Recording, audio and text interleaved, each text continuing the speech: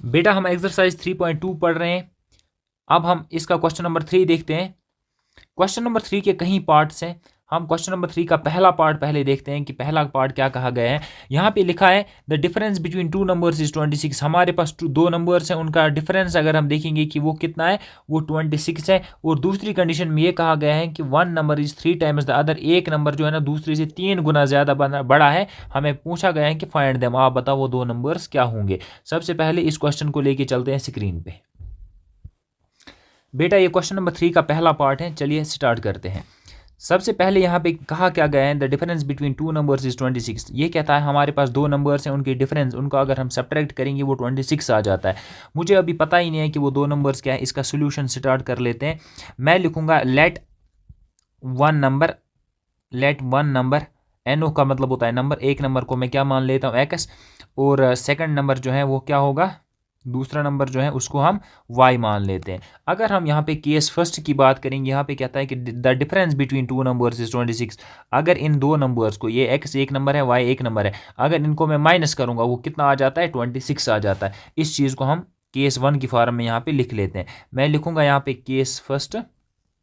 देखिए बेटा कि मैं लिखूंगा केस फर्स्ट। पहली बात यहाँ पे क्वेश्चन में क्या कही गई है कि ये जो दो नंबर्स है अगर इनका मैं माइनस करूँगा वो 26 आ जाता है। That means x minus y जो है ये किसके बराबर है, 26 के बराबर। इसका नाम मैं फर्स्ट इक्वेशन रखता हूँ। ओके, अब दूसरे केस में क्या कहा गया है, चलिए वो देखते हैं। And one number is 3 times the other. और एक नंबर जो है ना दूसरे से 3 गुना ज़्यादा बड़ा है। कहने का मतलब ये है कि ये सेकंड को हम इस तरह से लिखेंगे। मैं यहाँ पे लिखूंगा केस सेकंड। दूसरी बात हमें ये कही गई है कि एक नंबर जो है वो दूसरे से 3 गुना ज़्यादा बड़ा है। देखो इसका सिंपल वर्ड्स में मतलब है कि x जो है ना ये 3y के बराबर है। एक मिनट, अब यहाँ पे देखो x जो है ना ये 3 गुना ज़्यादा बड़ा है, इसलिए मैंने बराबर करने के लिए y को भी 3 से मल्टीप्लाई किया। वही बात क्वेश्चन में कहा गया है कि if one number is 3 times the other, एक नंबर जो है ना ये दूसरे से 3 गुना ज़्यादा बड़ा है। ओके, इस इक्वेशन का हम नाम रखेंगे इक्वेशन सेकंड। अगर आप यहाँ पे देखोगे इक्वेशन सेकंड में मुझे x का वैल्यू दिया हुआ है, कितना है x का वैल्यू 3y।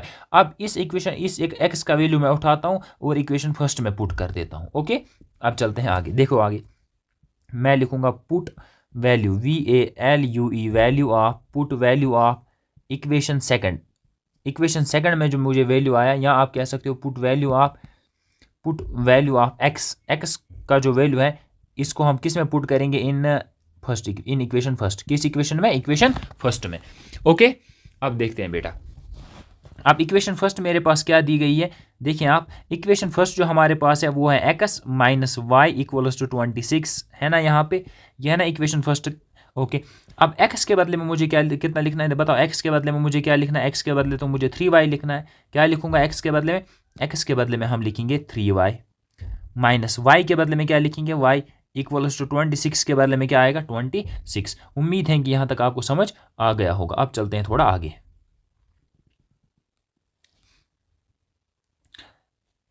एक मिनट बेटा, यहाँ पे एक हम लाइन डाल देते हैं ताकि इसके साथ मिक्स ना हो जाए। अब देखो 3y ये यहाँ पे है, ये जो है ना यहाँ पे 3y में से अगर y निकालते हैं तो वहाँ पे हमारे पास क्या रहता है, हमारे पास रहता है 2y इक्वल्स टू, आगे क्या रहा, इक्वल्स टू 26। देखो 3y में से y निकाला, यहाँ पे आया 2y, अब 26 के बदले में 26 से लिखा। ओके, उम्मीद है कि यहाँ तक आपको समझ आ गया होगा। अब यहाँ पे थोड़ा रिड्यूस कर लेते हैं इसको। जैसे यहाँ पे 2 1 हज़ार 2 होता है, 2 देखो 2 1 हज़ार क्या हुआ, 2 2 3 हज़ार 6। इसका मतलब ये है कि हम किस नतीजे पर पहुंचे हैं कि y का वैल्यू कितना आया, y का वैल्यू 13 आ चुका है। y का वैल्यू क्या आया, 13। अब इस y का वैल्यू उठाएंगे और इक्वेशन सेकंड में डाल देंगे। देखो इस वाले y का वैल्यू उठाएंगे और किस में डाल देंगे, इक्वेशन सेकंड में डाल देंगे। वही मैं लिखने वाला हूँ यहाँ पे। देखो बेटा मैं लिखूंगा put value VALUE value, put value of y in equation third. किस में डालेंगे, इक्वेशन थर्ड में। बताओ इक्वेशन थर्ड क्या है, इक्वेशन थर्ड जो मेरे पास है वो है x is equal to 3y। x के बदले में x रहेगा, इक्वल टू के बदले में इक्वल टू रहेगा, 3 के बदले में 3। देखो आप 3 और y, यहाँ पे देखो इस 3 और y के बीच में कुछ नहीं है। जब इन दोनों के बीच में कुछ नहीं है तो मैं यहाँ पे क्या लगाऊंगा, मैं यहाँ पे लगाऊंगा इंटू। क्या लगाऊंगा यहाँ पे बीच में, यहाँ पे मैं बीच में लगाता हूँ इंटू। आपको समझ आ गया होगा कि इंटू क्यों लगाना है, जब बीच में कुछ ना हो तो वहाँ पे इंटू लगाना है। अब y के बदले में क्या लिखना है, 13 लिखना है। अब देखो x का वैल्यू कितना है, x इज इक्वल 13 3 ज़र कितना होता है, 13 3 ज़र 39 होता है। अब मेरे पास यहाँ पे x का वैल्यू भी आ चुका है और y का वैल्यू भी आ चुका है। x का वैल्यू क्या आया 39 और y का वैल्यू कितना आया 13। अब क्वेश्चन में ऊपर पूछा गया था कि ये जो दो नंबर्स हैं अगर इनको मैं सब्ट्रैक्ट करूंगा तो 26 आएगा। ज़रा यहाँ पे देखो y का वैल्यू 13 आया, x का वैल्यू कितना आया 39। अगर इन दोनों को सब्ट्रैक्ट करेंगे वहाँ भी 26 ही आएगा। आपको समझ आ रहा है? ओके और ये भी कहा गया था आगे कि one number is 3 times the other, एक दूसरे से 3 गुना ज़्यादा। ये देखो y जो है ना x इससे 3 गुना ज़्यादा है। देखो एक y 13 है और x कितना है, x कितना है 39 है। दैट मीन्स x जो है ना x ये 3 गुना ज़्यादा है। किससे 3 गुना ज़्यादा है, y से। उम्मीद है कि ये पार्ट आपको समझ आ गया होगा। अब चलते हैं नेक्स्ट पार्ट पे। चलो बेटा अब एक्सरसाइज 3.2 का क्वेश्चन नंबर 3 जो है उसका दूसरा पार्ट देख लेते हैं। यहाँ पे दूसरे पार्ट में क्या कहा गया है, the larger of the two supplementary angles exceeds the smaller by 18 degree. ये कहता है सबसे पहले यहाँ पे देखो आप, यहाँ पे कहा गया है कि दो सप्लीमेंट्री एंगल्स हैं। सप्लीमेंट्री एंगल्स मतलब वो दो एंगल्स जब दो एंगल्स का सम 180 हो। एक मिनट प्लीज़, हाँ ये देखो जब दो एंगल्स का सम कितना हो 180 तो उन दो एंगल्स को हम सप्लीमेंट्री एंगल्स कहते हैं। यहाँ पे जो दो एंगल्स है जाहिर सी बात है एक छोटा एंगल होगा एक बड़ा एंगल होगा। ओके हम यहाँ पे लिखेंगे सोल्यूशन। एक मिनट, सोल्यूशन यहाँ पे क्या लिखेंगे हम, मैं लिखूंगा let smaller SMALLER smaller angle ANGLE angle, smaller angle जो है उसको मैं x मान लेता हूँ और लार्जर एंगल जो है ANGLE एंगल उसको मैं क्या मान लेता हूँ, उसको मैं y मान लेता हूँ। अब यहाँ पे दो बातें कही गई है, मैं यहाँ पे लिखूंगा केस फर्स्ट में क्या कहा गया है, सबसे पहले आप देख सकते हैं यहाँ पे कहा गया है कि सप्लीमेंट्री एंगल्स है। क्या कहा गया है, सप्लीमेंट्री एंगल्स। सप्लीमेंट्री एंगल्स का मतलब यह है कि अगर इन दोनों एंगल्स का मैं सम करूं वो 180 आता है। कितना आता है, 180 आता है। आप यहाँ पे देख सकते हो x प्लस y, मतलब अगर इन दोनों एंगल्स का मैं सम करूं वो कितना आता है, वो 180 आता है। इस इक्वेशन का नाम मैं फर्स्ट रखता हूं। मगर क्वेश्चन में आगे क्या कहा गया है वो भी आप देख लें। क्वेश्चन में कहा the larger of the two supplementary angles, जो बड़ा एंगल है वो कितना बड़ा है छोटे वाले एंगल से, वो 18 डिग्री ज्यादा बड़ा है। ओके अब कहने का मतलब यह है बड़ा एंगल जो है ना वो कितना बड़ा है, वो 18 डिग्री बड़ा है। देखो एक मिनट में आपको इस तरह से समझाता हूँ। मैं यहाँ पे केस सेकंड में ऐसे लिखूंगा, केस सेकंड क्या है, देखो बेटा आप अगर मैं मानूंगा x और y बराबर है। देखो आप एक मिनट, आप मानोगे ही नहीं, आप कहोगे सर ऊपर आपने लिखा एक छोटा एंगल है एक बड़ा है, यहाँ पे क्यों लिख रहे हो। अब बात पूरी सुनो बेटा। अब यहाँ पे मैंने कहा है x जो है ना ये स्मॉलर एंगल है और y जो है ना ये क्या है, ये लार्जर एंगल है। ओके अब स्मॉलर एंगल और लार्जर एंगल बराबर नहीं हो सकते। इनको बराबर करने के लिए क्वेश्चन ने हमें ऊपर ही बताया कितने डिफरेंस कितनी की है, 18 की है। स्मॉलर एंगल जो है ना वो कितना छोटा है, स्मॉलर एंगल जो छोटा है वो कितना छोटा है, वो 18 डिग्री छोटा है। स्मॉलर एंगल जो छोटा है वो कितना छोटा है, वो 18 डिग्री छोटा है। तो यहाँ पे मैं क्या करूँगा, स्मॉलर एंगल है ना बेटा x, है ना स्मॉलर एंगल x, अब इसके साथ में 18 प्लस कर दूंगा। बताओ समझ आया कि नहीं आया। अब कहने का मतलब ये है कि देखो दोबारा मैं बात समझा रहा हूँ। क्वेश्चन पहले कहता है कि ये दोनों सप्लीमेंट्री एंगल्स है, दैट मीन्स अगर इनका मैं प्लस करूँ वो 180 आता है। ओके अब क्वेश्चन कहता है कि ये जो स्मॉलर एंगल है ये कितना छोटा है, स्मॉलर एंगल कितना छोटा है, ये 18 डिग्री छोटा है। कितना छोटा है, 18 डिग्री। दैट मीन्स अगर इस स्मॉलर एंगल के साथ में 18 ऐड करता हूँ वो बड़े एंगल के बराबर हो जाता है।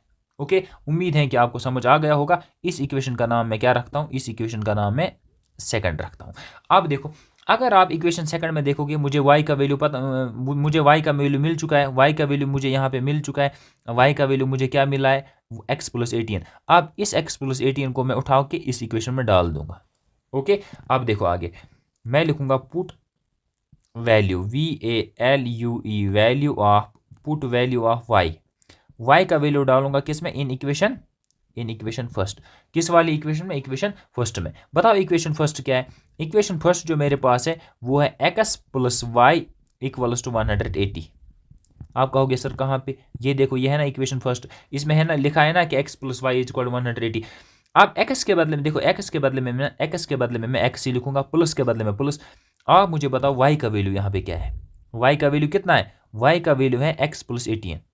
y का वैल्यू कितना है, x प्लस 18। तो y के बदले में अब क्या लिखूंगा मैं, y के बदले में मैं लिखूंगा x प्लस 18 इक्वल टू 180 के बदले में मैं 180 ही लिखता हूँ। अब देखो आगे बेटा वाई एक्स यहाँ पे भी है, एक्स यहाँ पे भी है, बताओ क्या रहा, क्या क्या आएगा, एक्स एक्स कितना होता है, एक्स एक्स होता है 2x।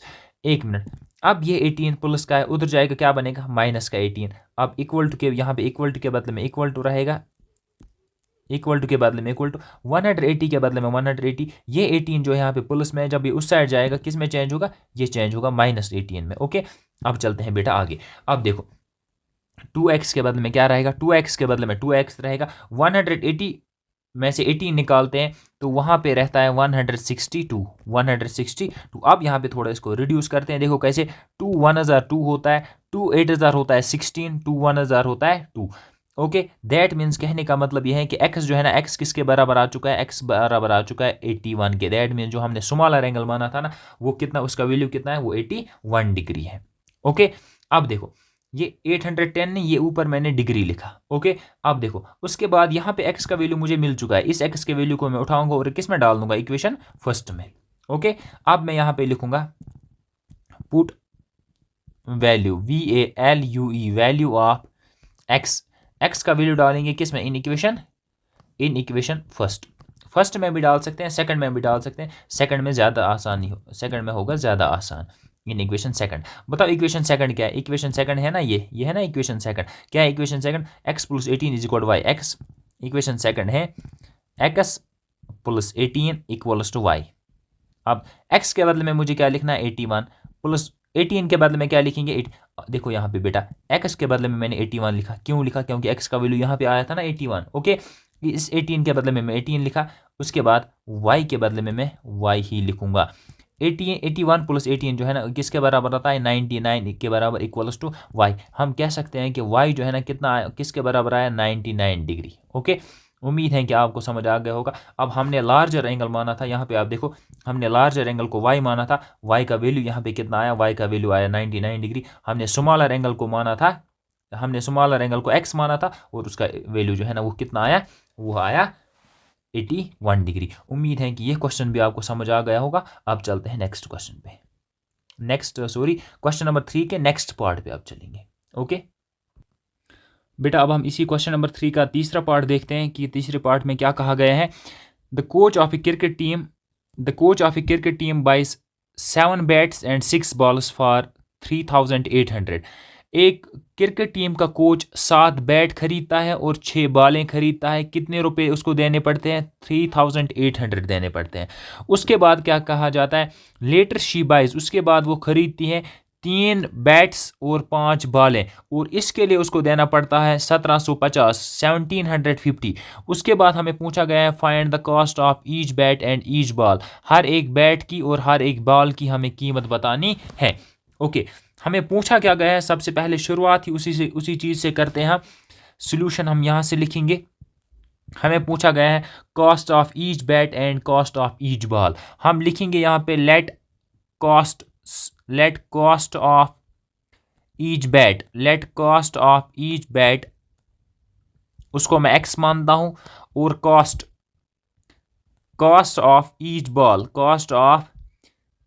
बॉल, उसको क्या मैं मानता हूँ, उसको मैं y मान के चलता हूँ। ओके, मगर यहाँ पे अगर हम देखेंगे कि केस फर्स्ट में हमें क्या कहा गया है, केस फर्स्ट में हमें कहा गया है कि coach of a cricket team बाइस, वो 7 बैट खरीदता है और 6 बॉलें खरीदता है, कितने रुपए के, 3800 रुपीज़ के। दैट देखो बात सुनो, अगर एक बैट जो है ना, एक बैट x रुपए का है तो 7 बैट कितने रुपीज़ के होंगे, 7x के। इसी तरह से अगर एक बॉल जो है ना y रुपए की है और 6 बॉलें कितनी की होंगी, 6y की। दोबारा सुनो, अगर मैं एक बैट लाता हूँ x रुपए की, x रुपए दे के मैं एक बैट लाता हूँ, अब मुझे बताओ 7 बैट कितने के लाऊंगा, 7x के। वही यहाँ पे कहा गया है। आप देखो पहले केस में 7 बैट, कितने bat, 7 bat, that means 7x plus इसके साथ क्या कहा गया है, इसके साथ 6 बाल हैं, दैट मीन्स 6y, और टोटल कितना पैसा देना पड़ा ये भी देख लो आप, टोटल कितना पैसा देना पड़ा, 3800। इस इक्वेशन का नाम मैं रखता हूं इक्वेशन फर्स्ट। उम्मीद है कि आपको यहाँ तक समझ आ गया होगा। अब आगे चलते हैं, आगे क्या बताया गया है। देखो बेटा आगे क्या बताया गया है वो भी देख लेते हैं। आगे बताया गया है कि लेटर शी बाइज, उसके बाद वो 3 बैट और 3 बैट और 5 बॉलें खरीदती है कितने की? 1750 की। दैट मीन्स ये हमारे लिए केस सेकंड बनेगा। आप मुझे बताओ केस सेकंड में वो क्या करती है? कितने बैट? अगर एक, देखो बेटा, अगर एक बैट की कीमत कितनी है? अगर एक बैट की कीमत x है तो यहाँ पे 3 बैट्स की कीमत कितनी होगी? 3x। कीमत क्या होगी यहाँ पे? कीमत होगी यहाँ पे 3x। ओके। इसके अलावा अगर एक बॉल की कीमत है y, अगर एक बॉल की कीमत कितनी है? y, तो 5 बॉलों की कीमत कितनी होगी? 5y। तो यहाँ पे क्या लिखूंगा मैं? प्लस 5y इक्वल टू, मगर यहाँ पे उसको टोटल पैसा कितना देना पड़ा? 1750। ये बराबर होगा किसके? 1750 के। इस इक्वेशन को मैं इक्वेशन सेकंड नाम रखता हूँ। ओके, उम्मीद है कि यहाँ तक आपको समझ आ गया होगा अच्छे से। ओके, अब चलते हैं थोड़ा आगे। यहाँ पे हमें इसको सब्स्टिट्यूशन मेथड से सॉल्व करना है। मैं लिखूंगा यहाँ पे from equation first and second, from equation first लेते हैं हम। यहाँ पे इक्वेशन फर्स्ट क्या है? 7x plus 6y equals to 3800। यहाँ पे जो इक्वेशन फर्स्ट थी ये, इसको मैंने यहाँ पे लिख दिया। ओके, अब देखो बेटा आगे 7x को मैं इधर ही रखता हूँ। ये 6y है ना, ये प्लस में उधर जाएगा तो माइनस में चेंज होगा। यहाँ पे ऑलरेडी 3800 है। अब ये 6y इधर आएगा तो -6y बनेगा। ओके, अब देखो आगे बेटा, ये 7 यहाँ पे मल्टीप्लाई में उस साइड चला जाएगा, किस में चेंज होगा? ये चेंज होगा डिवाइड में। ओके, अब यहाँ पे आप देख सकते हैं ये किस में चेंज होगा? ये चेंज होगा डिवाइड में। दैट मीन्स यहाँ पे मेरे पास क्या रहेगा? x is equal to 3800 minus 6y divided by 7। इस वाली इक्वेशन का नाम मैं क्या रखता हूँ? इक्वेशन थर्ड रखता हूँ। ओके, अब ये अगर आप देखोगे ये इक्वेशन थर्ड मेरे पास कैसे बनी? ये इक्वेशन थर्ड मैंने बनाई इक्वेशन फर्स्ट को मॉडिफाई करके। ये वाली इक्वेशन फर्स्ट जो है ना, इसको मॉडिफाई करके मैंने इक्वेशन थर्ड, या जैसे कि आप यहाँ पे देख सकते हो मैंने लिखा है फ्रॉम इक्वेशन फर्स्ट, इसी को मॉडिफाई करके इक्वेशन थर्ड मैंने बनाई। ओके, अब इस इक्वेशन थर्ड में जो x का मुझे वैल्यू आया, इसको उठाऊंगा और किस में डाल दूंगा? इक्वेशन सेकंड में। ओके, देखो बेटा, मैं यहाँ पे लिखूंगा put value VALUE, value of x का जो यहाँ पे मुझे वैल्यू मिला ना, ये x का वैल्यू मिला है ना, put value of x in equation second. किस वाली इक्वेशन में पुट करूंगा ये वाला वैल्यू? सेकंड इक्वेशन में। ओके, अब देखते हैं कि हमारे पास सेकंड इक्वेशन क्या है। देखो बेटा, सेकंड इक्वेशन क्या है? सेकंड इक्वेशन ये है ना, इसको यहाँ पे लिख लेते हैं। ओके, देखो बेटा, इक्वेशन सेकंड को मैं इधर लिखने जा रहा हूँ। आप इक्वेशन सेकंड है क्या? थोड़ा कलर चेंज कर लेते हैं। आप देखो इक्वेशन सेकंड क्या है? इक्वेशन सेकंड है मेरे पास ये वाली equation 3x plus 5y। Equation second है 3x plus 5y equals to 1750 देखो बेटा, 3 के बदले में क्या रहेगा? 3। x के बदले में मुझे क्या लिखना है? x के बदले में मुझे ये वाला वैल्यू लिखना है 3800। x के बदले में मैं लिखूंगा 3800 माइनस 6y डिवाइडेड बाई क्या लिखूंगा? 7। ओके, उसके बाद प्लस 5y के बदले में plus 5y equals to 1750। Okay, उम्मीद है कि यहाँ तक आपको समझ आ गया होगा। अब आगे क्या करना है देखिए आप। देखो बेटा, इस वाली 3 का मल्टीप्लाई ना, इस 3 का मल्टीप्लाई पहले इसके साथ होगा, इसके बाद इस 3 का मल्टीप्लाई इसके साथ होगा। ओके, अब देखो यहाँ पे क्या होगा? देखो 3 0 क्या होता है? 3 0 0 होता है। 3 0 0 होता है। 3 8 होता है 24। 4 यहाँ पे 2 कैरी। 3 3 होता है 9। 9 और 2 होता है 11।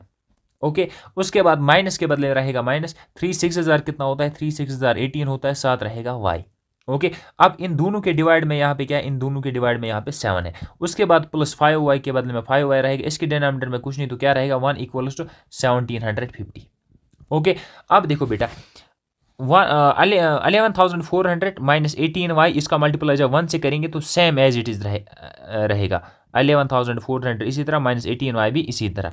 अब देखो, उसके बाद प्लस के बदले में प्लस 7 5000 कितना होता है बेटा? 7 5000 होता है 35। साथ क्या रहेगा? y डिवाइड बाई क्या है? 7 1000।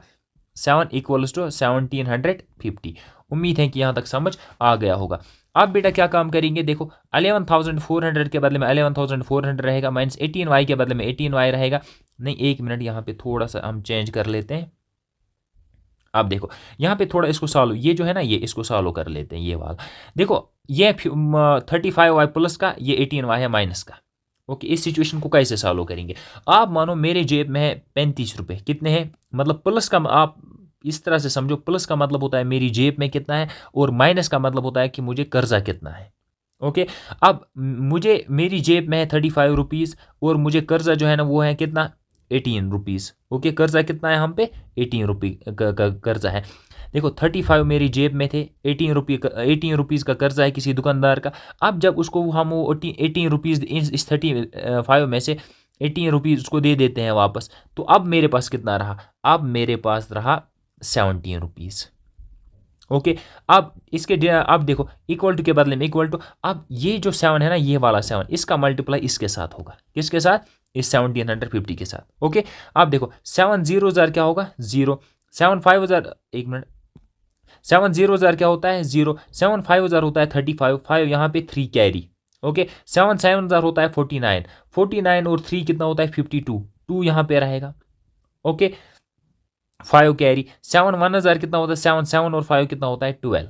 ओके, उम्मीद है कि यहाँ तक आपको समझ आ गया होगा। अब देखो बेटा, ये 11,400 यहाँ पे प्लस में, इधर ये 11,400 प्लस में इस साइड आएगा तो माइनस में चेंज होगा। यहाँ पे क्या रहा, यहाँ पे रहा अब 17y, यहाँ पे क्या रहा, यहाँ पे रहा हमारे पास 17y इक्वल्स टू 12,250 माइनस करेंगे 11,400।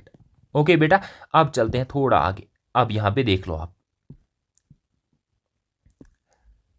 देखो बेटा 17y के बदले में 17y इक्वल्स टू ये 12,250 में से 11,400 जब निकालते हैं वहाँ पे आता है 850। कितना आता है, 850। अब देखो, अब यहाँ पे थोड़ा रिड्यूस करते हैं, 17 1 0 होता है 17 5 0 होता है 85, 17 5 0 कितना होता है 85।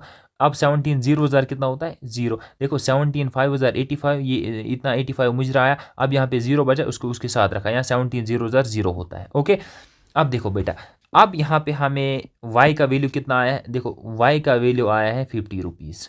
y का वैल्यू कितना आया, y का वैल्यू मेरे पास जो आया है वो कितना आया, वो आया है 50 रुपीज़। उम्मीद है कि आपको समझ आ गया होगा यहाँ तक। ओके, अब हमारे पास y का वैल्यू आ चुका है। अब ये y का वैल्यू उठाएंगे, ये वाला y का वैल्यू उठाएंगे, एक मिनट, ये वाला y का वैल्यू उठाएंगे और किस में डाल देंगे, इक्वेशन थर्ड में डाल देंगे। ये वाला y का वैल्यू उठाएंगे और इक्वेशन थर्ड में डाल देंगे, और हमें मिलेगा x का वैल्यू। किसका वैल्यू मिलेगा, x का वैल्यू मिलेगा। ओके, अब यहाँ पे आप देख सकते हैं,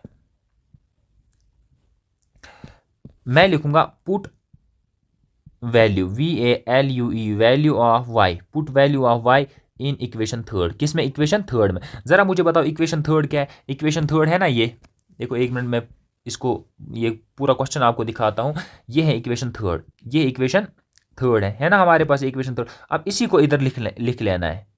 ओके, अब देखो कहाँ गई वो इक्वेशन थर्ड, ये है इक्वेशन थर्ड, इसको यहाँ पे लिख लेंगे हम। क्या है इक्वेशन थर्ड, क्या है, x is equal to 3,800 minus 6y divided by 7। Okay, x के बदले में रहेगा x इक्वल टू के बदले में इक्वल टू 3,800 के बदले में 3,800 माइनस 6 के बदले में 6 इंटू y के बदले में क्या रहेगा, y के बदले में रहेगा 50। ओके, अब देखो डिवाइडेड बाई क्या रहेगा, divided by 7, x equals to 3,800 के बदले में 3,800 माइनस के बदले में माइनस, देखो 6 5 0 कितना होता है 30, 6 5 0 कितना होता है 30, साथ क्या रहेगा, ये वाला जीरो जो यहाँ पे एक्स्ट्रा रहा। देखो बेटा 6 5 0 होता है 30, ये 30 मैंने लिखा। अब यहाँ पे ये जीरो एक्स्ट्रा था, यहाँ 6 0 0 कितना होता है 0, यहाँ पे लिख लिया मैंने। ओके, अब देखो बेटा इसके बाद क्या होगा, डिवाइडेड बाई क्या है 7। ओके, अब चलते हैं थोड़ा आगे, x इक्वल्स टू x किसके बराबर आएगा, देखो 3,800 में से जब 3,800 में से जब 300 निकालते हैं वहाँ पे क्या बचता है, वहाँ पे बचता है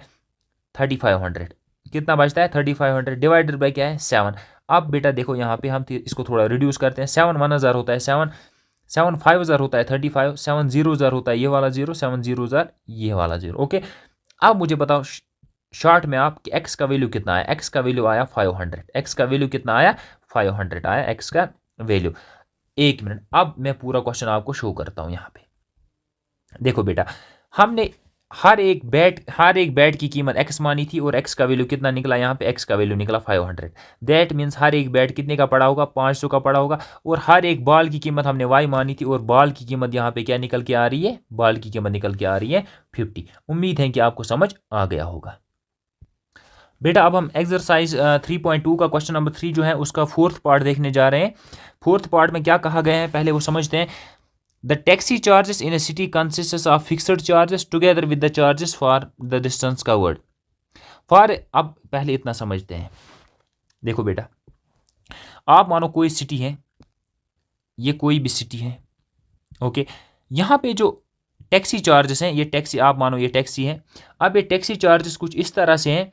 देखो यहाँ पे आप मानो इस टैक्सी का स्टॉप यहाँ पे है ए, यहाँ पे है बी, यहाँ पे है सी, यहाँ पे डी। आप मानो ये बहुत दूर दूर है, मतलब यहाँ से यहाँ तक है 100 किलोमीटर, यहाँ से यहाँ तक 100 किलोमीटर, फिर आगे 100 किलोमीटर, इसी तरह से मतलब बहुत दूर दूर है इसका। अब कुछ बंदे यहाँ पे बैठ गए हैं, एक यहाँ पे बैठा है पी, दूसरा यहाँ पे बैठा है क्यू।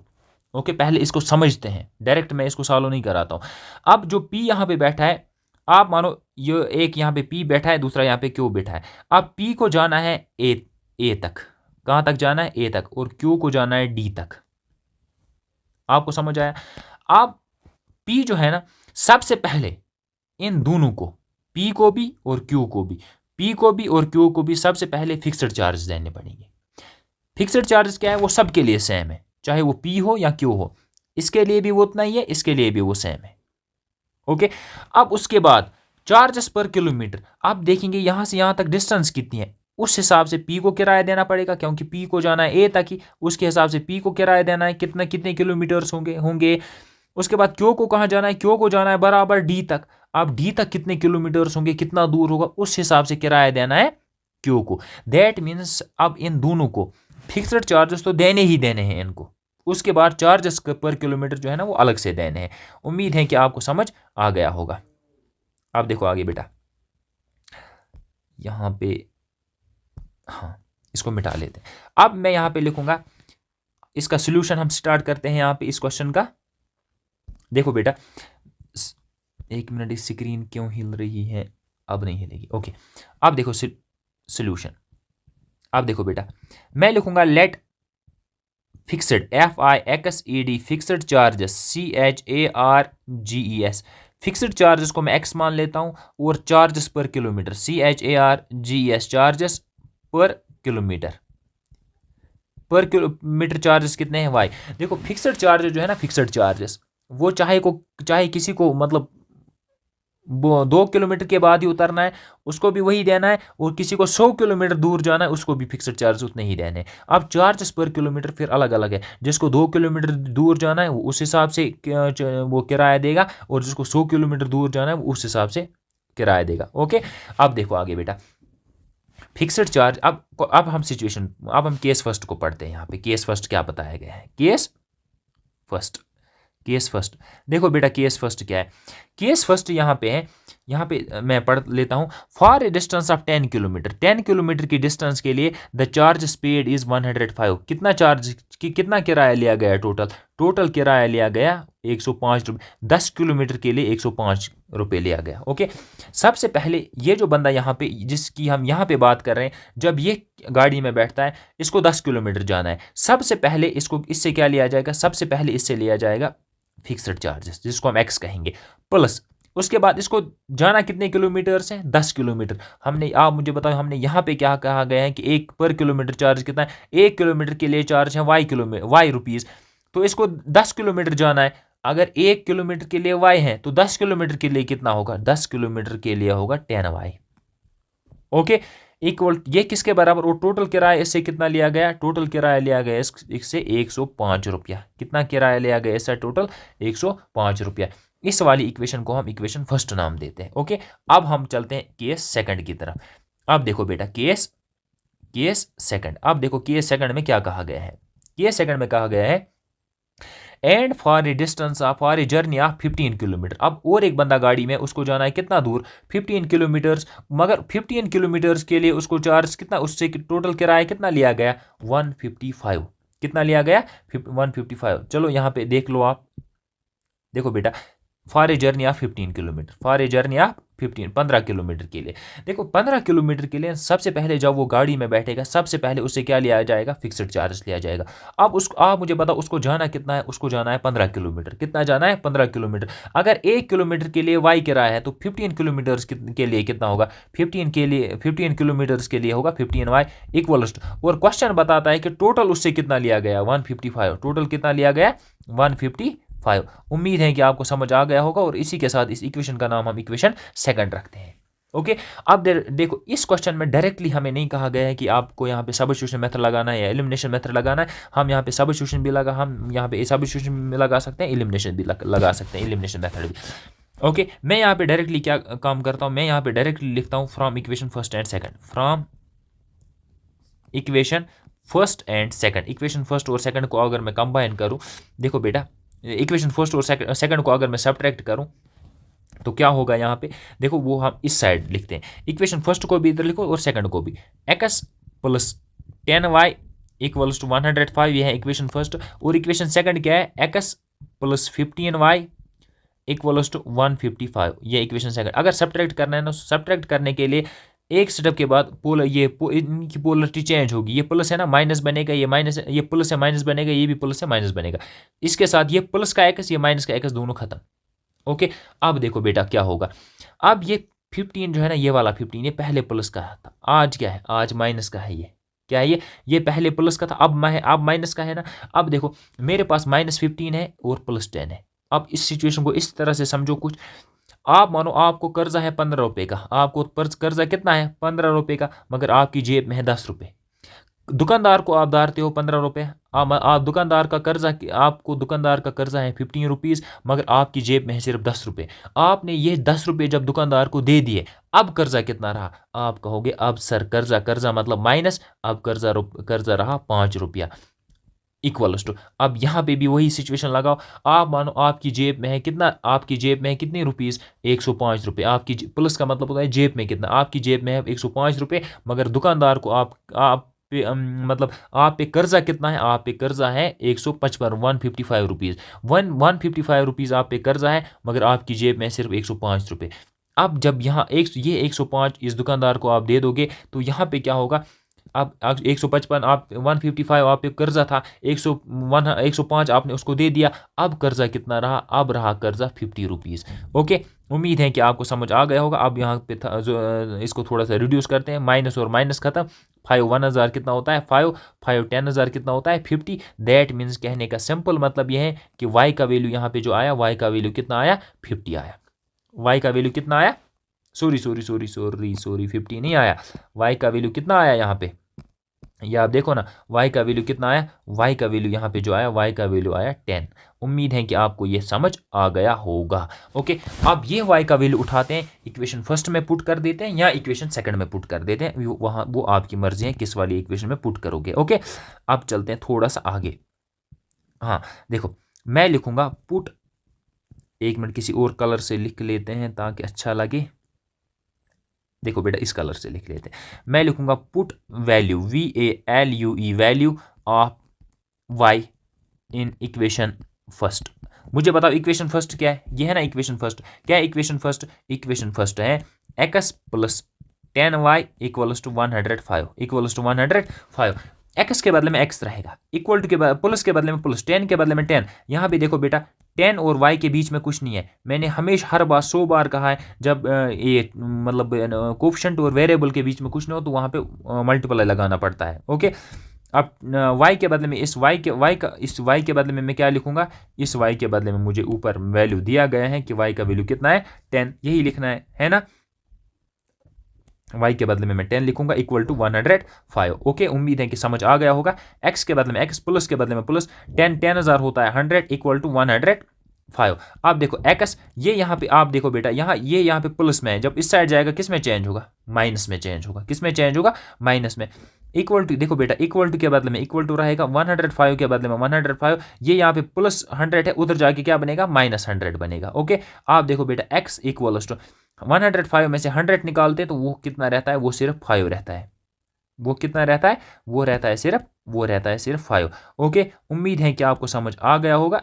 ये है मुझे y का वैल्यू। देखो ये है x, ये y सॉरी ये y का वैल्यू है और ये x का वैल्यू है। ओके, अब क्वेश्चन में सिर्फ इतनी सी बात नहीं कही गई है, मैथ इतना आसान भी नहीं है। अब क्वेश्चन को ज़रा आगे पढ़ते हैं। उसके बाद क्वेश्चन पूछता है, यहाँ से पढ़ो, what are the fixed charges and charges per kilometre. Fixed charges क्या है और चार्जेस पर किलोमीटर क्या है। फिक्स्ड चार्जेस को हमने x माना था, वो निकला 5, और चार्जेस पर किलोमीटर उसको हमने y माना था और वो निकला 10। उसके बाद आगे क्वेश्चन क्या बताता है, अब देखो आगे, how much a person have to pay for travelling a distance of 25 kilometre. अब कहता है कि एक बंदा गाड़ी में बैठा और उसको कितना दूर जाना है, उसको जाना है 25 किलोमीटर्स। कितना आगे जाना है उसको, 25 किलोमीटर्स। मैं लिखूंगा फॉर 25 किलोमीटर्स। 25 किलोमीटर्स के लिए कितना चार्ज देना पड़ेगा। सबसे पहले जब बंदा गाड़ी में बैठा तो उससे लिया जाएगा x का मतलब क्या है, फिक्स्ड चार्जेस, प्लस उससे लिया जाएगा चार्जेस पर किलोमीटर। अब मगर इस वक्त मुझे बताओ कितने किलोमीटर्स जाना है, इस वक्त जाना है 25 किलोमीटर्स, दैट मीन्स उससे मांगा जाएगा 25y, है ना। हमें देखना है कि टोटल उससे कितना पैसा लिया जाएगा, ये हमें बताना है। अब x का वैल्यू मुझे क्या आया यहाँ पे, और यहाँ पे देख सकते हो ना आप, x का वैल्यू कितना है 5, दैट मीन्स x के बदले में मैं 5 लिखूंगा, x के बदले में मैं क्या लिखूंगा 5, प्लस 25 के बदले में 25। देखो यहाँ पे 25 और y के बीच में कुछ नहीं है, तो यहाँ पे मैं क्या लगाऊंगा, यहाँ पे मैं लगाऊंगा y, सॉरी यहाँ पे मैं लगाऊंगा इंटू, क्या लगाऊंगा इंटू। अब y का वैल्यू कितना निकल के आया है यहाँ पे, देखो y का वैल्यू कितना है, y का वैल्यू है 10, y का वैल्यू क्या है, y का वैल्यू है 10। अब देखो 5 के यहाँ पे देखो बेटा, 5 के बदले में 5, प्लस के बदले में प्लस, 25 10,000 कितना होता है 250, 25 10,000 कितना होता है 250, 250 के साथ जब 5 प्लस कर देते हैं वो बनता है 255, कितना बनता है 255। दैट मीन्स अगर किसी बंदे को 25 किलोमीटर तक जाना है तो उससे किराया जो लिया जाएगा वो कितना किराया उससे लिया जाएगा, 255 रुपीज़ उससे किराया लिया जाएगा। उम्मीद है कि आपको ये क्वेश्चन भी समझ आ गया होगा। बेटा अब हम पार्ट 5 देखते हैं। यहाँ पे देखें क्या कहा गया है कि ए फ्रैक्शन बिकम्स 9/11। यहाँ पे लिखा गया है कि एक फ्रैक्शन है हमारे पास, मुझे नहीं पता है कि अभी फ्रैक्शन क्या है, हम एज्यूम कर लेते हैं। यहाँ पे देखो इसका सोल्यूशन मैं कुछ इस तरह से लिखता हूँ, एक मिनट। अब देखिए यहाँ पे मैं सोल्यूशन कुछ इस तरह से लिखता हूँ, मैं मानूंगा कि let the fraction be equals to, हम मानते हैं फ्रैक्शन जो है हम उसको क्या मानते हैं, x डिवाइडेड बाय y। अब यहाँ पे क्वेश्चन में क्या कहा गया है कि ए फ्रैक्शन बिकम्स 9/11। क्वेश्चन बताता है कि ये जो फ्रैक्शन है, मतलब पहला केस हमें क्या बताया गया है, यहाँ पे मैं यहाँ पे लिखता हूँ केस फर्स्ट। पहला केस हमें यह बताता है कि ये जो फ्रैक्शन है x डिवाइडेड बाय y, ये जो फ्रैक्शन है x डिवाइडेड बाय y, ये क्या बनता है, ये बनता है 9 डिवाइडेड बाय 11। क्या बनता है ये 9 डिवाइडेड बाय 11, मगर कब, ये कहता है ये तब 9 डिवाइड बाय 11 बनता है। आप यहाँ पे क्वेश्चन को थोड़ा आगे पढ़ो, a fraction becomes 9/11 if 2 is added to both numerator and denominator. अगर हम 2 ऊपर न्यूमिनेटर के साथ भी ऐड करते हैं और 2 डिनोमिनेटर के साथ भी ऐड करते हैं। उम्मीद है कि समझ आ गया होगा। देखो यहाँ पे लिखा है अगर 2 हम न्यूमिनेटर के साथ भी ऐड करते हैं, 2 हम डिनोमिनेटर के साथ भी ऐड करते हैं, तो ये फ्रैक्शन जो है ना ये 9 डिवाइड बाय 11 बनती है। ओके, अब देखो बेटा यहाँ पे हम क्या करेंगे, यहाँ पे क्या करना है, इस 11 का मल्टीप्लाई इधर करना है इन दोनों के साथ। इसके बाद ये y डिवाइड बाई 2 जो है ना इसका मल्टीप्लाई इधर करेंगे इस 9 के साथ। ओके, अब देखो बेटा 11 इंटू एक्स कितना होगा, 11 इंटू एक्स कितना होता है 11x होता है। ओके, प्लस देखो बेटा ये 11 इंटू 2 कितना होगा, 11 2 कितना होता है बेटा, 11 2 22 होता है। ओके, इक्वल टू के बदले में इक्वल टू रहेगा। अब इसके बाद ये y इंटू 9 कितना होगा, 9y होगा, कितना होगा 9y। ओके, उसके बाद प्लस देखो बेटा यहाँ पे क्या होगा, 9 2 कितना होता है, 9 2 कितना होता है, 9 2 होता है 18, कितना होता है 18। उम्मीद है कि आपको इतना समझ आ गया होगा। अब चलते हैं आगे बेटा, देखो x और y को एक साइड लाते हैं, ये जो कांस्टेंट टर्म है ना ये कांस्टेंट टर्म, ये इनको एक साइड ले जाते हैं, उसी साइड ले जाते हैं। ओके, अब यहाँ पे क्या लिखेंगे हम, सबसे पहले 11x के बदले में 11x लिखूंगा, ये 9y प्लस में इस साइड आएगा तो -9y बनेगा। अब देखो ये 22 है ना, ये वाला 22 इधर प्लस है, जब उस साइड जाएगा माइनस में बनेगा। यहाँ पे ऑलरेडी क्या है, यहाँ पे ऑलरेडी है 18, ये 22 इधर प्लस है, उधर जाके बनेगा -22। ओके, 11x के बदले में 11x, -9y के बदले में -9y, इक्वल टू के बदले में देखो बेटा 18 में से ये 22 निकालने, जब 18 में से तो 22 निकलेंगे ही नहीं। अब 22 में से 18 निकालेंगे, वहाँ पे कितना रहेगा, -4 रहेगा।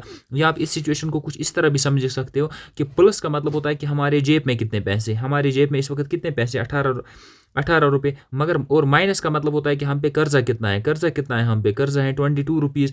अगर मेरी जेब में 18 है और कर्जा है 22 का, दैट मीन्स जब ये कर्जदार को मैं जब ये 18 रुपीज़ दे दूंगा तो अब कितना रहेगा, अब रहेगा -4, दैट मीन्स अभी भी 4 रुपया कर्जा रहेगा। ओके, उम्मीद है कि आपको समझ आ गया होगा। इस वाली इक्वेशन को मैं नाम रखता हूँ इक्वेशन फर्स्ट। ओके, अब ज़रा आगे चलते और क्वेश्चन को भी थोड़ा आगे पढ़ लेते हैं। ओके, ये हमने पढ़ा था केस फर्स्ट। अब हम पढ़ते हैं केस सेकंड। केस सेकंड में क्या कहा गया है, देखो बेटा केस सेकंड। अब देखो केस सेकंड क्या है, देखो बेटा क्वेश्चन में कहा गया है आगे, if 3 is added to both numerator and denominator. Question कहता है कि ये जो फ्रैक्शन हमने मानी थी, फ्रैक्शन क्या मानी है हमने, जरा देख लेते हैं। फ्रैक्शन क्या मानी है हमने, x डिवाइडेड बाई वाई। अब क्वेश्चन कहता है अगर इस फ्रैक्शन को हम इसके न्यूमिनेटर के साथ भी 3 ऐड करें और न्यूमिनेटर के साथ भी 3 ऐड करें, डिनोमिनेटर के साथ भी 3 ऐड करें, तो ये फ्रैक्शन तब जाके क्या बनती है, तब जाके ये फ्रैक्शन बनती है 5/6। क्या बनती है, ये फ्रैक्शन तब बनती है 5/6, मगर कब, जब हम 3 न्यूमिनेटर के साथ भी ऐड करें और 3 डिनोमिनेटर के साथ भी ऐड करें। उम्मीद है कि आपको समझ आ गया होगा। अब देखो ये 6 जो है ना, ये वाला 6, इसका मल्टीप्लाई होगा इसके साथ x + 3 के साथ, और इस y + 3 का मल्टीप्लाई होगा इस वाले 5 के साथ। ओके, उम्मीद है कि यहाँ तक समझ आ गया होगा।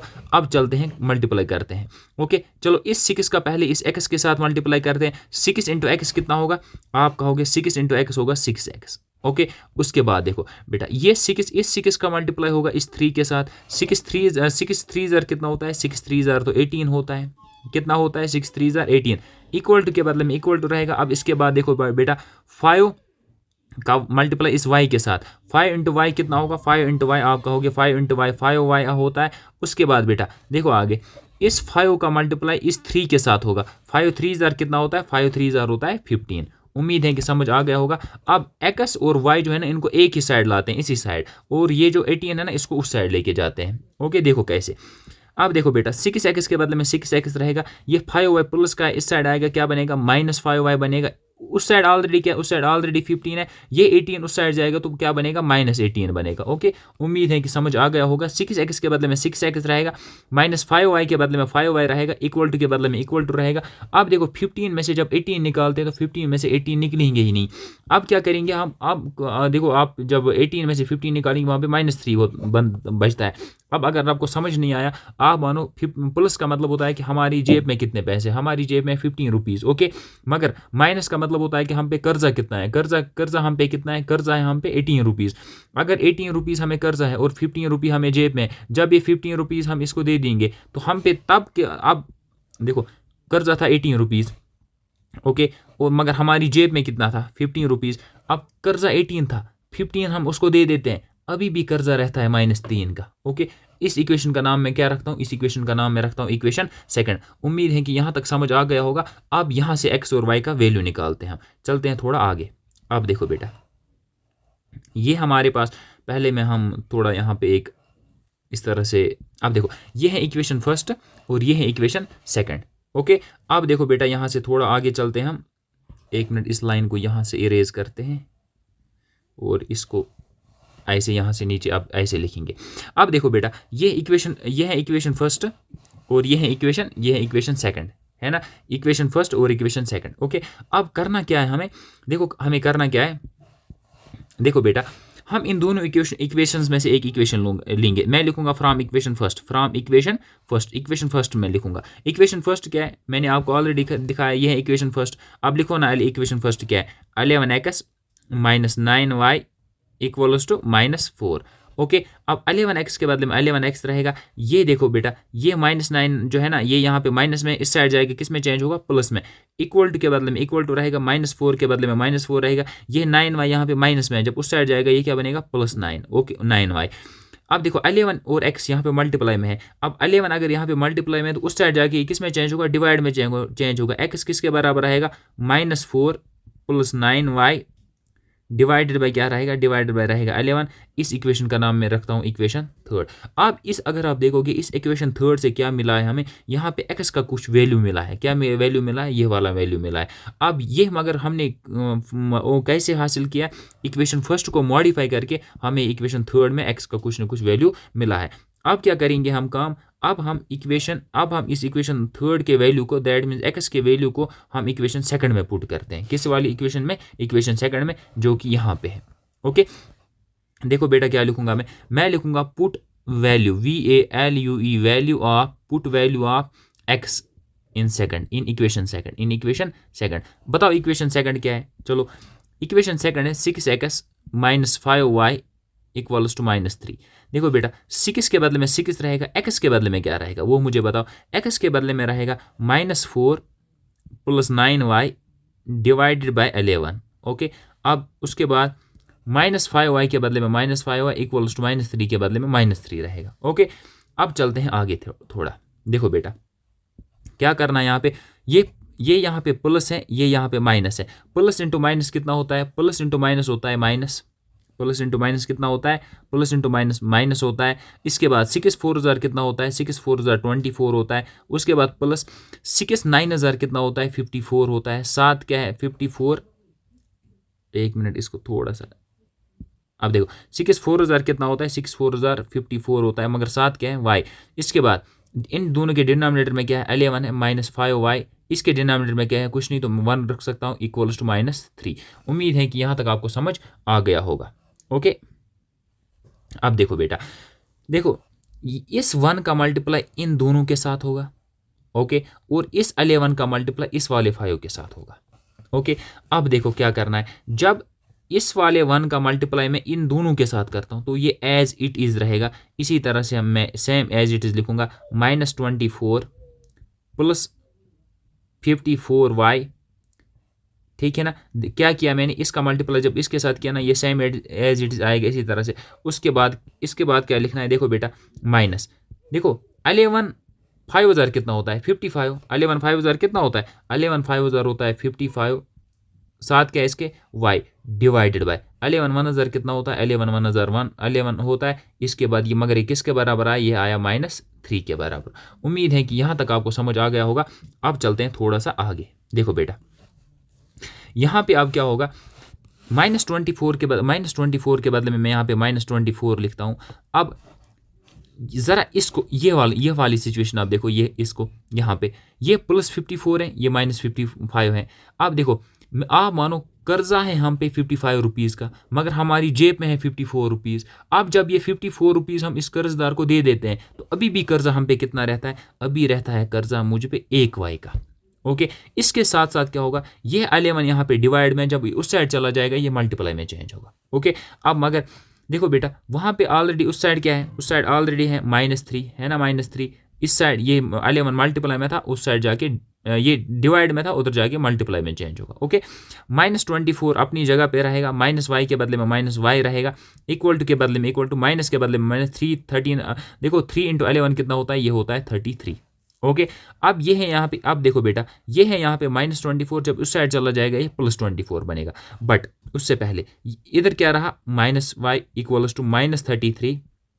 ये 24 इधर माइनस का है, उधर जाके क्या बना, +24। उम्मीद है कि आपको यहाँ तक समझ आ गया होगा। अब देखते हैं बेटा -y के बदले में -y इक्वल टू के बदले में इक्वल टू, देखो यहाँ पे 20y में से मुझे 33 निकालने हैं, 24 में से मुझे 33 निकालने हैं, नहीं निकल सकते। अब जब 33 में से 24 निकालते हैं तो वहाँ पे आ जाता है -9 आ जाता है। वहाँ पे क्या आ जाता है, वहाँ पे आ जाता है -9। आप कहोगे सर कैसे -9, समझ नहीं आया। आप मानो मैंने अभी आपको कहा प्लस का मतलब होता है कि हमारी जेब में कितना पैसा है, और माइनस का मतलब होता है हम किसी दुकानदार को या किसी भी शॉपकीपर को कितना मतलब हम उससे हमने कितना उधार लिया है। उसका हम पे कितना कर्जा है। कर्जा है हम पे 33 रुपीज़, मगर जेब में हमें 24 रुपीज़। जब अगर कर्जा हम पे 33 रुपीज़ है तो 24 उसमें से हमने दे दिया। अब कर्जा कितना रहा, अब रहा कर्जा -9 का, दैट मीन 9 रुपये अब कर्जा रहा है। माइनस और माइनस कट होगा। अब यहाँ पे वाई जो है ना, वाई किसके बराबर आएगा, वाई आएगा 9 के बराबर। वाई का वैल्यू क्या आया यहाँ पे, वाई का वैल्यू आया 9। अब वाई का ये वैल्यू उठा के चलो इधर लिख लेता हूँ मैं, यहाँ चलो नेक्स्ट पेज पे ही लिख लेते हैं। अब y का वैल्यू 9 आया, y का वैल्यू उठा के इस वाली इक्वेशन थर्ड में पुट कर देते हैं, हमें यहाँ से x का वैल्यू भी मिलेगा। ओके, मुझे लगता है यहीं पे लिखना पड़ेगा ताकि आसानी होगी समझने में आप लोगों को। पहले इसको थोड़ा सा इरेज करते हैं इस तरह से, इसको इस लाइन से यहाँ पे सेपरेट करते हैं, इसको ऐसे सेपरेट करते हैं। आप समझ जाना कि हमने कहाँ कहाँ से लिखा है इसको, क्योंकि जगह की दिक्कत है, आप लोगों को भी समझ आना चाहिए। मैं लिखूँगा put value of y in equation third. Equation third में वाई का वैल्यू डालेंगे। इक्वेशन थर्ड है क्या, ये दिखाया आपको मैंने, ये है ना इक्वेशन थर्ड। क्या है equation third, x equals to -4 + 9y divided by 11। Okay, x equals to -4 के बदले में -4, प्लस के बदले में प्लस, 9 के बदले में 9 और y के बीच में कुछ नहीं है तो मैं इंटू रखूंगा। और y का वैल्यू कितना है 9 डिवाइड बाय 11 के बदले में 11। x इक्वल्स टू -4 के बदले में -4 प्लस 9 ज़र कितना होता है, 9 हज़ार होता है 81 डिवाइड बाई क्या रहेगा, डिवाइडेड बाई रहेगा 11। ओके, अब देखो बेटा यहाँ पे क्या होगा, x इक्वल्स टू x किसके बराबर आएगा, 81 में से जब 4 निकालते तो वहाँ पे बचता है 77 डिवाइडेड बाई क्या रहेगा, डिवाइडेड बाई 11। देखो अब अगर इसको यहाँ पे हम रिड्यूस करना चाहे 11 11 7 हज़ार कितना होता है 77। अब मुझे बताओ बेटा x का वैल्यू यहाँ पे क्या आया, x का वैल्यू आया 7। और हमने जो ऊपर फ्रैक्शन एज्यूम की थी, FRACTION फ्रैक्शन हमने एज्यूम की थी x डिवाइड बाय y। यहाँ पे x का वैल्यू हमें कितना मिला है ये देख सकते हैं आप, x का वैल्यू 7 मिला और y का वैल्यू 9 मिला। दैट मीन्स मैं कह सकता हूँ कि वो जो फ्रैक्शन हमने एज्यूम की थी असल में वो फ्रैक्शन थी वो थी 7 डिवाइड बाई 9। उम्मीद है कि ये अच्छे से आपको समझ आ गया होगा। अब ये रहा पूरा क्वेश्चन आपके सामने, कहाँ कहाँ से हमने लिखा। अगर आपको समझ नहीं आ रहा है तो वीडियो को एक बार दोबारा चलाइए, तो इसको अपनी नोटबुक पे आप लिख सकते हो। बेटा ये है आप क्वेश्चन नंबर 3 का लास्ट पार्ट। अब इस लास्ट पार्ट में क्या कहा गया है ज़रा इसको पढ़ते हैं। यहाँ पे लिखा है 5 years ago, 5 years hence मतलब 5 साल बाद, 5 year hence का मतलब होता है बाद, 5 साल बाद the age of Jacob will be 3 times that of his son. Jacob अपने बेटे से 3 गुना ज़्यादा बड़ा होगा। कहने का मतलब है अगर जोकेब का बेटा 10 साल का होगा और जोकेब तब मतलब 5 साल बाद कितने साल का होगा, 30 साल का होगा। ओके, उसके बाद क्या कहा गया, 5 years ago अगर 5 साल पीछे की हम बात करते हैं, Jacob's age was 7 times that of his son. Jacob अपने बेटे से 7 गुना बड़ा मतलब 7 गुना ज़्यादा उम्र का था। ओके, तो हमें पूछा गया है कि उनकी प्रेजेंट एज बताओ। चलो स्टार्ट करते हैं, 1 मिनट पहले। हाँ देखो बेटा, सॉल्यूशन हम यहाँ से स्टार्ट करते हैं। सबसे पहले हम लिखेंगे, अगर मैं मानूंगा कि let present age PRESENT present age of Jacob JOCAB Jacob की प्रेजेंट एज को मैं x मानता हूँ, और present PRESENT present age of his son और उसके सन की प्रेजेंट एज को मैं क्या मानता हूँ, y मानता हूँ। मगर क्वेश्चन क्या यहाँ पे कहता है, क्वेश्चन अगर आप देख सकते हो 5 years hence, क्वेश्चन 5 साल बाद की बात करता है, तो हम भी वही बात करेंगे। मैं लिखूंगा 5 years hence, 5 years YEARS years hence HENC hence मतलब 5 साल बाद। जोकेब की एज क्या होगी, 1 मिनट सॉरी, तब 5 साल बाद जोकेब JOCAB जोकेब की एज क्या होगी, और his son SIS his SON सन। देखो अगर उसकी आज एज है x तो 5 साल बाद उसकी एज क्या होगी, 5 साल बाद सब कहेंगे 5 साल बाद उसकी एज x + 5 होगी। अगर उसके बेटे की आज एज है y, 5 साल बाद क्या होगी, 5 साल बाद उसकी एज होगी y + 5। जाहिर सी बात है ना। ओके, मगर अब क्वेश्चन आगे क्या, क्वेश्चन बताता क्या है कि 5 years hence the age of Jacob will be 3 times of his son. जो कि अब अपने बेटे से 3 गुना ज़्यादा बड़ा होगा। देखो क्वेश्चन क्या है, मैं यहाँ पे लिखूंगा अकॉर्डिंग टू क्वेश्चन। देखो एक साइड हम जोकेब की एज लिखते हैं, दूसरे साइड से उसके बेटे की एज x + 5 ये जोकेब की एज है। दूसरा मैं यहाँ से लिखूंगा वाई प्लस 5, मतलब ये किसकी एज है, उसके बेटे की एज है। देखो ये बाप की एज है और ये उसके बेटे की एज है। ओके, ये जोकैब की एज है और ये जोकैब के बेटे की एज है। आप मुझे बताओ इनमें से ज़्यादा कौन सी बड़ी है, ज़्यादा एज ये है, कितनी बड़ी है। क्वेश्चन कहता है जोकैब इज 3 टाइम्स, जोकैब 3 टाइम्स ज़्यादा बड़ा है। अगर ये ऑलरेडी 3 टाइम्स ज़्यादा बड़ा है तो बराबर करने के लिए मुझे इसको 3 से मल्टीप्लाई करना पड़ेगा। ओके, उम्मीद है कि समझ आ गया होगा। मैं यहाँ पे इस कलर से लिख ले, इस कलर से नहीं, चलो इस वाले कलर से लिख लेता हूँ। यहाँ पे मुझे 3 से मल्टीप्लाई करना पड़ेगा ताकि ये बैलेंस हो जाए। ओके, अब बेटा आगे क्या करना है, देखो एक्स, एक मिनट पहले, एक्स प्लस 5 के बदले में मैं एक्स प्लस 5 ही लिखता हूँ।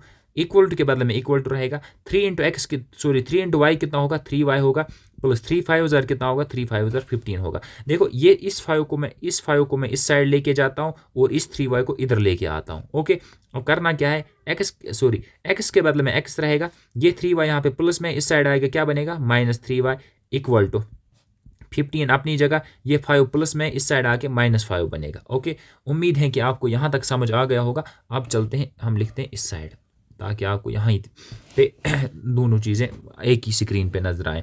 अब देखो बेटा यहाँ पे क्या करना है हमें, x -3y के बदले में x -3y रहेगा इक्वल टू 15 में से जब 5 निकालते हैं वहाँ पे क्या आ जाता है 10, और इस इक्वेशन का नाम मैं रखता हूँ इक्वेशन फर्स्ट। मगर क्वेश्चन यहीं तक नहीं रुकता है, क्वेश्चन आगे हमें क्या बताता है, 5 years ago, अगर हम 5 साल पीछे की बात करें। देखो मैं यहाँ पे लिखूंगा और एक कलर, डिफरेंट कलर से मैं लिखूंगा 5 years, YEARS years ago।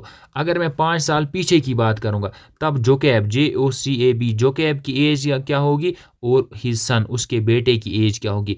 तब जोकैब की एज जो है ना वो होगी, देखो अगर आज एज है x तो 5 साल पीछे अगर हम जाएंगे तो एज होगी x -5।